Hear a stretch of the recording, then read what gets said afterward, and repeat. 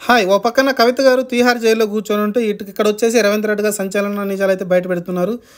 Phone tapping ఏదైతే జరిగిందో అది కేసీఆర్, కేటీ గారు దగ్గరుండి చేయించారని ఏ1గా, ఏ2గా కేసీఆర్, కేటీఆర్‌లను తీసుకోవాలని అయితే ఆయన ఆదేశించారు.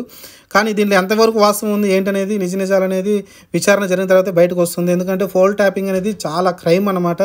ఎందుకంటే మనం మాట్లాడుకుని ఇప్పుడు ఎవరితోనైనా మన అమ్మలతోటి, లేకుంటే మన వైఫ్‌లతోటి, లేకుంటే మన ఫ్రెండ్స్ తోటి మాట్లాడిన కాల్స్‌ని వాళ్ళు రికార్డ్ చేసి అది వేరే వాళ్ళకి డబ్బులకు అమ్ముకోవడం అనేది చాలా దుర్మార్గమైన విషయం. ఎందుకంటే వాళ్ళు తెలంగాణే కాదు, పక్కన ఆంధ్రప్రదేశ్ నుంచి, కర్ణాటక నుంచి, తమిళనాడు ఫోన్లు కూడా ట్యాప్ చేశారని, వాళ్ళ ముఖ్యమంత్రులు ట్యాప్ చేశారని, అప్పుడు రేవంత్ రెడ్డి కాల్ కూడా ట్యాప్ చేశారని, దాని మూలంగానే వాళ్ళు చాలా పై ఎత్తులు వేశారని అయితే చాలా రూమర్స్ అయితే వచ్చినాయి. అప్పుడు రేవంత్ రెడ్డి కూడా ఆరోపణలు చేశాడు కాల్ ట్యాపింగ్ జరిగిందని. కానీ అలా అయితే జరగలేదని అయితే వాళ్ళు చెప్తున్నారు. మరి దీనైతే వాళ్ళైతే ప్రతిఘటిస్తున్నారు కేటీఆర్, కేసీఆర్ అయితే అలాంటిది జరగలేదని. కానీ మరి రేపు ప్రస్తుతం సీఎం రేవంత్ రెడ్డి గారు అయితే కొంచెం గట్టిగానే ఈ కాల్ ట్యాపింగ్ గురించి అయితే మాట్లాడుతున్నారు. మరి ఈ కాల్ ట్యాపింగ్ మటుకు నిరూపణ అయితే మళ్ళీ కేసీఆర్, కేటీఆర్ వెళ్ళి జైల్లో ఊసలు లెక్క పెట్టాల్సిన అవసరం వస్తుంది. ఇంకా అప్పుడు ముగ్గురు సమాప్తం అయిపోతుంది. ఇద్దరు కూడా వెళ్ళి తిహార్ జైల్లో కూర్చోవాల్సిన పరిస్థితి కనపడుతుంది. కూతురు, కొడుకు, తండ్రి ముగ్గురు కలిసి జైల్లో ఊసలు అయితే లెక్క పెట్టాల్సి ఉంటుంది. మరి కాల్ ట్యాపింగ్ జరిగిందని అయితే గట్టిగా ఆరోపిస్తుంది కూడా కాంగ్రెస్. ఇది కొంచెం ఎందుకంటే ఇది దేశం సంబంధించిన ఇష్యూ అవుద్ది. ఎందుకంటే కాల్ ట్యాపింగ్ అనేది చేయకూడదు, అది కొంతమంది చేతుల్లోనే ఉంటుంది. ఏంటంటే మిలిటరీ వాళ్ళు, పోలీసులు, సైబర్ క్రైమ్కి సంబంధించిన వాళ్ళు మాత్రమే ఏదన్నా ఉగ్రవాదాలకు సంబంధించిన ట్యాపింగ్ చేస్తారు. దేశ రక్షణ కోసం కొంచెం ట్యాపింగ్ చేస్తుంటారు. కొన్నిసార్లు హ్యాకింగ్ కూడా చేస్తూ ఉంటారు. హ్యాకింగ్ అనేది ఇంకా క్రైము. హ్యాకింగ్ కూడా జరిగినట్టు అది తెలుస్తున్నట్టు చెప్తున్నారు.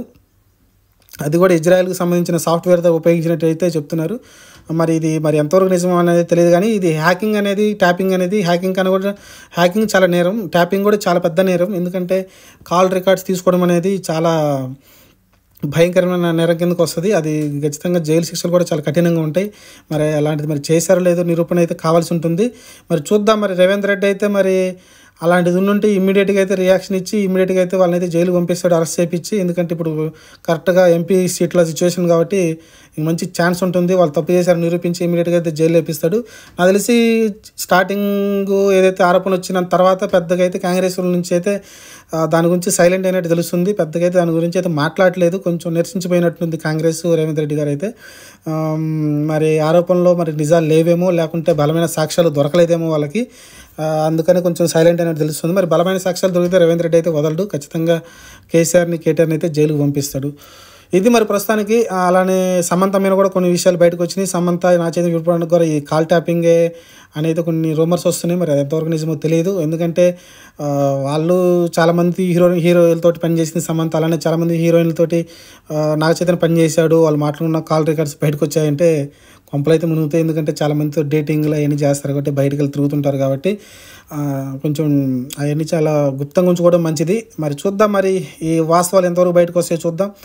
ఒకవేళ వాస్తవాలు గట్టిగా బయటకు వచ్చాయంటే కేసీఆర్, కేటీఆర్ అయితే జైలుకి పోతారు. ఎందుకంటే ఎవరికి అధికారం శాశ్వతం కాదండి. ఇప్పుడున్న రేవంత్ రెడ్డి అయినా సరే తెలుసుకోవాల్సింది ఏంటంటే ఇలాంటి వ్యాపారాలు చేయకుండా, ఇలాంటి పనికిమాలిన వ్యాపారాలు చేయకుండా పాలన మంచిగా చేసి నిజాయితీగా చేసి బయటకు వచ్చుంటే నెక్స్ట్ మళ్ళీ కేసీఆర్ అధికారంలోకి వచ్చామనుకోండి ఎలాంటి ఇబ్బందులు పెట్టడానికి ఉండదు. నువ్వు ఇప్పుడు తప్పులు చేసావంటే మళ్ళీ రేవంత్ రెడ్డిని వెళ్ళి జైల్లో కూర్చోబెడతారు. కాబట్టి అధికారం ఎవరికి శాశ్వతం కాదు. కేసీఆర్ లాంటి వాళ్ళే ఒక రకంగా నియంతలాగా పరిపాలించాడు 10 సంవత్సరాల పాటు. అయితే 10 సంవత్సరాలు అనేది కూడా 5 సంవత్సరాలు అనుకోవచ్చు. ఫస్ట్ బాగానే పరిపాలించాడు. తర్వాత 2019లో ఎప్పుడైతే గెలిచాడో మెజార్టీ బాగా వచ్చిందో 80 సీట్ల పైనే, అప్పుడు ఖచ్చితంగా నేను తప్ప ఇంకా ఈ తెలంగాణలో ఎవరు గెలవలేరని నన్ను భావించారో అప్పటి నుంచి అయితే కొంచెం అహంకారం వచ్చినట్టు తెలిసింది. ఆ తర్వాత నుంచే తప్పుల మీద తప్పులు చేశారు. అలానే డబ్బులు కూడా మింగడం ఎక్కువ జరిగింది.